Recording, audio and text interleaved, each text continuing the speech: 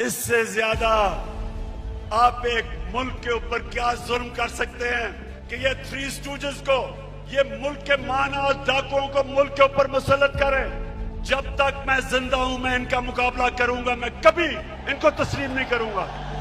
मैं किसी किस्म का तसादुम नहीं चाहता। ये मेरा मुल्क है, मेरे कोई इस मुल्क के बाहर जाने की जगह नहीं। ये तो जब भी थोड़ी मुश्किल आती है बाहर भाग जाते हैं।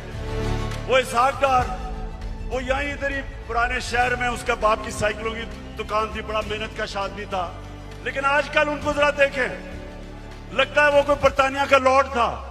ये वो लोग हैं जब मुश्किल पड़ती है बाहर भाग जाते हैं। हमारा मेरा जीना मरना पाकिस्तान है, हमारी फौज है, हमारी पुलिस है। हमारी फौज ने जिस तरह की कुर्बानियां दी, वो कुर्बानियां ना देते तो आज पाकिस्तान का भी वो जो शाम और इराक का हाल है वो होता। तो हम आज दाद देते अपनी फौज को, अपनी पुलिस को। हम चाहते हैं कि हमारी पुलिस भी एक मजबूत पुलिस फोर्स बने। हम कोई किसी किस्म की इस मुल्क को नुकसान नहीं पहुंचाना चाहते, लेकिन हम किसी सूरत इस इंपोर्टेड हुकूमत को तस्लीम नहीं करेंगे।